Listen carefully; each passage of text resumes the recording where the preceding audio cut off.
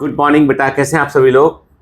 कई बच्चों ने मुझसे पूछा कि सर ये बताइए कि जो टॉपर्स के इंटरव्यू आ रहे हैं इस समय नीट 2025 में, जिन बच्चों ने अच्छी रैंक लेके आए, अंडर 10 है, अंडर 20 है, अंडर 50 रैंक है, उन बच्चों के बहुत सारे इंटरव्यूज़ अलग अलग जगह पर आ रहे हैं। यूट्यूब पर, न्यूज़पेपर के अंदर, तमाम सोशल मीडिया प्लेटफॉर्म पर इंटरव्यूज़ आ रहे हैं और सब अलग अलग बातें कह रहे हैं। तो हम जानना चाहते हैं कि क्या सही है और हमें क्या फॉलो करना चाहिए। ठीक है, मैं आपको 5 ऐसी बातें बताऊंगा जिन बातों का आपको बहुत ध्यान रखना है और आपका नीट का एग्जाम निकल जाएगा। ठीक है, देखो ये तो एक अलग इशू हो गया कि आप कौन सा कोचिंग क्लास ज्वाइन करते हैं, किस क्लासेस में पढ़ते हैं, आप क्या ऑनलाइन पढ़ते हैं, ऑफलाइन पढ़ते हैं, वो एक सेपरेट इशू है। मैं उस पर बात नहीं करूंगा। मैं बात करूंगा कि एक बच्चा जो नीट की तैयारी कर रहा है उन्हें किन बातों का ध्यान रखना चाहिए। 5 ऐसी बातें जो आपके सपने को हासिल करने में आपकी मदद करेंगी, वो क्या हो सकती है। तो पहला सबसे इंपॉर्टेंट पॉइंट ये है, वो है कि रिप्लेस्ड क्वांटिटी विथ क्वालिटी। ठीक है, मैंने कई बच्चे ऐसे देखे हैं जो घंटों घंटों पढ़ते हैं। मैंने जब ऑफलाइन क्लास हम लोगों का ग्लेटर बैच 1.0 था, वहां भी कई बच्चे ऐसे थे घंटों घंटों बैठकर पढ़ते थे, हॉस्टल में, क्लासेस में, पूरे समय। ठीक है, लेकिन आउटकम उतना नहीं आता था। कई बच्चे में मेरे जो है, कुछ बच्चे मेरे परिचय में भी हैं, रिलेटिव भी हैं, वो भी घंटों घंटों पढ़ते हैं लेकिन आउटकम उतना नहीं आ पाता है। याद रखो, पहला सबसे बड़ा फंडामेंटल ये है, रिप्लेस्ड क्वांटिटी विथ क्वालिटी। ये मैंने पॉइंट लिखे, तमाम इंटरव्यू से को देखकर मैंने पॉइंट लिखे कि भाई एग्जैक्टली आपको क्या पता होना चाहिए। तो रिप्लेस्ड क्वांटिटी विथ क्वालिटी। अब कई बार क्या होता है कि हम लोग एक टाइम टेबल बनाते हैं, इतना स्ट्रिक्ट टाइम टेबल बनाते हैं कि भाई 10 बजे पढ़ने बैठूंगा, इतने घंटे पढ़ूंगा, उसके बाद ऐसा, उसके पहले कुछ नहीं करूंगा। 8 दिन टाइम टेबल फॉलो होता है और उसके बाद टाइम टेबल फॉलो नहीं हो पाता है, क्योंकि हमारे शरीर का एनर्जी लेवल हर दिन एक जैसा नहीं रहता है। तो साइंस कहता है, विज्ञान कहता है, साइंस कहता है कि आपको अपने शरीर की एनर्जी लेवल के अकॉर्डिंग अपने जो भी मिशन है, जो भी टारगेट है, उसकी रिदम को सेट करना होगा। कभी कभी आपका खूब पढ़ने का मन करेगा, उस दिन खूब पढ़िए। मिडनाइट, आधी रात तक पढ़िए। आधी रात के आगे पढ़ना है वहां पढ़िए। कभी कभी थोड़ा कम पढ़ने का मन करेगा तो उस दिन थोड़ा कम पढ़िए। लेकिन एक बात ध्यान दीजिए, आपको कंटिन्यूटी को ब्रेक नहीं करना है। रूल नंबर 1, कंटिन्यूटी को ब्रेक मत कीजिए, पढ़ना हर दिन है। रूल नंबर 2, एनर्जी लेवल के बियॉन्ड जाकर जो है वो अपने बॉडी को स्ट्रेस देकर आउटकम ना निकले ऐसा मत पढ़िए। जो भी पढ़िए उसका आउटकम निकलना चाहिए। तो आपको अपनी बॉडी की रिदम के अकॉर्डिंग, अपने बॉडी के एनर्जी लेवल के अकॉर्डिंग आपके स्टडी आवर्स तय करने पड़ेंगे। कभी ये कम हो सकते हैं, कभी ये ज्यादा हो सकते हैं। बहुत स्ट्रिक्ट टाइम टेबल दिमागी तौर पर आपको बांधता है और हमारा ब्रेन ऐसा है कि कोई चीज जब उसको बांधती है ना, उससे वो भागता है। याद रखना, ठीक है। ब्रेन की और ह्यूमन साइकोलॉजी है, जो तुमको बांधेगा तुम उससे मुक्ति चाहोगे, जो तुमको बांधेगा तुम उससे मुक्ति चाहोगे। यदि तुमने अपने आप को भी बहुत स्ट्रिक्ट टाइम टेबल में बांध दिया है तो तुम उसको फॉलो नहीं कर पाओगे। इतना बस दिमाग में रखना है कि मुझे रोज पढ़ना है और अपना बेस्ट देने की कोशिश करना है। दूसरी बात, इसी रेफरेंस में बोल रहा हूं, रिप्लेस क्वांटिटी विथ क्वालिटी। ये पहला मेजर पॉइंट है कि इसमें आपको कोई भी चैप्टर में कॉन्सेप्ट के ऊपर जोर देना है। आपको रट्टाफिकेशन और याद करना, बहुत सारा मेमोराइज करना, उससे फायदा नहीं होगा। कॉन्सेप्ट को समझिए, फिर चीजों को याद कीजिए। जैसे फिजिक्स में कोई फॉर्मूला है तो डेरिवेशन पर जाइए, देखिए कि ये निकला किस था। आप फॉर्मूले के सब फॉर्मूले, उन फॉर्मूले से क्या क्या चीजें और निकाल सकते हैं, फॉर्मूले को घुमाकर देखिए आप। ठीक है ना, मान लीजिए मैं बोलता हूं कि एक फॉर्मूला है 2t/r, ठीक है ना। तो इस फॉर्मूले को सरफेस टेंशन का फॉर्मूला, हमने इसको कहा कि इस वैल्यू को यहां रखेंगे तो इसको फॉर्मूले को कैसे प्लेस करेंगे। तो फॉर्मूले के परम्यूटेशन कॉम्बिनेशन तैयार कीजिए। Just play like a puzzle, puzzle के समान खेलिए उससे आप। ठीक है, तो पहला तो पॉइंट ये हो गया कि आपको क्वांटिटी पे फोकस नहीं करना है कि कितने घंटे पढ़ रहे हैं। मैं 14 घंटे पढ़ रहा हूं, मैं 12 घंटे पढ़ रहा हूं, ये मतलब नहीं करता है। क्वालिटी पे फोकस करना है। दूसरा सबसे बड़ा गोल्डन रूल है, वो ये है, focus on same day revision.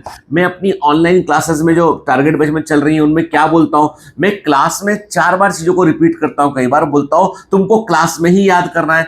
Class में तुम्हारे आने से और जाने के बीच में तुम्हारे अंदर बहुत सारी लर्निंग होना चाहिए तुम्हारी, लेकिन उस लेक्चर के खत्म होने के बाद, चाहे वो फिजिक्स का लेक्चर हो, चाहे केमिस्ट्री का लेक्चर हो, बायो का लेक्चर हो, चाहे आप ऑफलाइन पढ़ रहे हैं ऑनलाइन पढ़ रहे हो, आपको सेम डे उस कंटेंट का रिवीजन करना है। आपको एक दीवार पे चिपका लीजिए, नो टुमारो पॉलिसी, क्या कल नहीं है वो वाली पॉलिसी के, जो आज पढ़ना है वो आज ही पढ़ना है, कल के लिए उसको टालना नहीं है।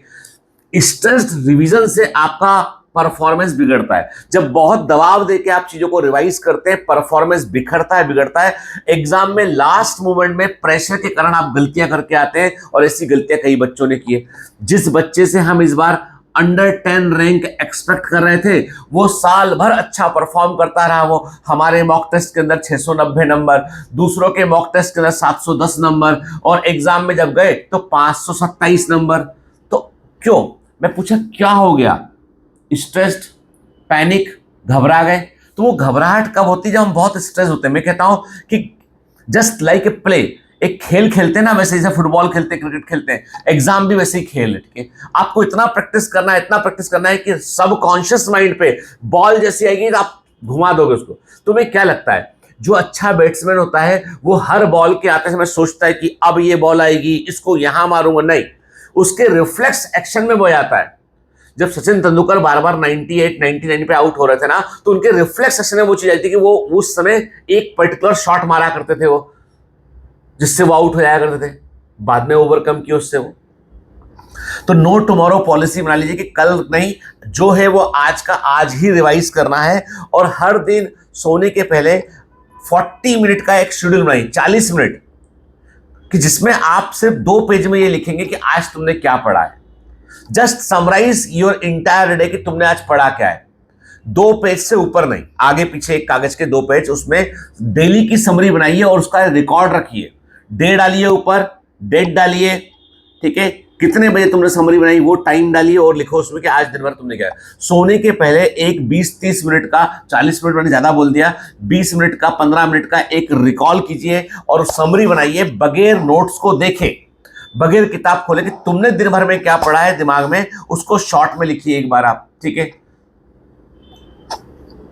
Rule number 3, most important golden rule, stay away from social media. Social media से दूर रहिए, स्ट्रिक्ट नो है।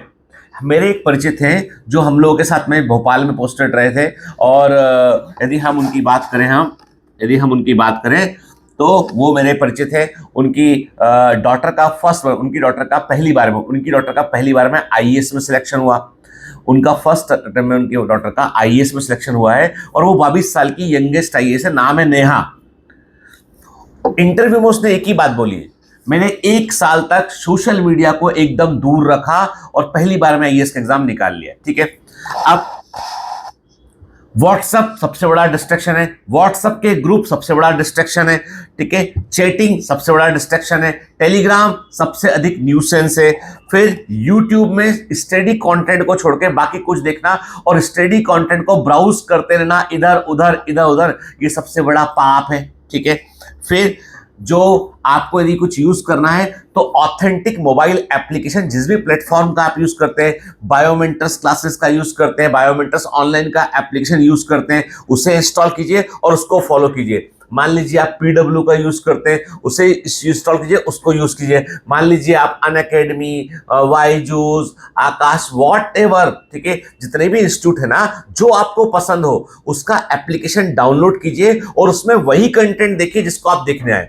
मान लो बायोमेंटर्स में आपको लगता है कि भाई हमको फिजिक्स केवल देखना है, तो केवल फिजिक्स देखा आपने, बायो देखना है, केमिस्ट्री, जो भी आपकी चॉइस है वो देखिए, और देख के उसके कंटेंट को, जो टीचर बोल रहे हैं उसको फॉलो कीजिए। और जरूरी नहीं है कि एक ही इंस्टीट्यूट में सब कुछ अच्छा मिल जाएगा। मैं बिल्कुल कहता हूं आपसे, एकदम खुल के कहता हूं कि हो सकता है किसी को हमारे यहाँ पे बायोलॉजी अच्छी ना लगे, में ही पसंद नहीं है उसको, तो कोई कुछ नहीं कर सकता है। ठीक है, तो आप तो अपनी चॉइस से अपनी ड्रीम टीम को सिलेक्ट कीजिए और उससे पढ़िए। Selection is much more important than my aspiration, कि मैं कहूं कि सारा बच्चा बायोमेंटर से निकलना चाहिए, या सामने वाला आदमी बोले सारा बच्चा इनसे निकलना चाहिए। ठीक है, या जो है, तो कहने का मतलब यह है कि भैया जो भी कुछ है तुमको तुम्हारी ड्रीम टीम सेलेक्ट करके उससे पढ़कर अच्छा करना है। ठीक है, सोशल मीडिया से दूर रहना है। और जो है, फिर सर एंटरटेन कैसे करेंगे अपने आप को? म्यूजिक का सहारा लीजिए, बढ़िया पसंद के अपने गाने सुनिए थोड़ी देर। मैं कहता हूं दिमाग बाहर बगीचे में जाके वॉक करके आइए, रियल लोगों से, असली लोगों से बात कीजिए, बहुत लंबी लंबी बातें मत कीजिए, और प्लीज रिलेशनशिप से 1 साल के लिए दूर रहिए, ठीक है ना। फिर चौथा गोल्डन रूल नंबर 4 ये है कि आप जो है वो माइंडफुल ब्रेक्स लें आप, ठीक है।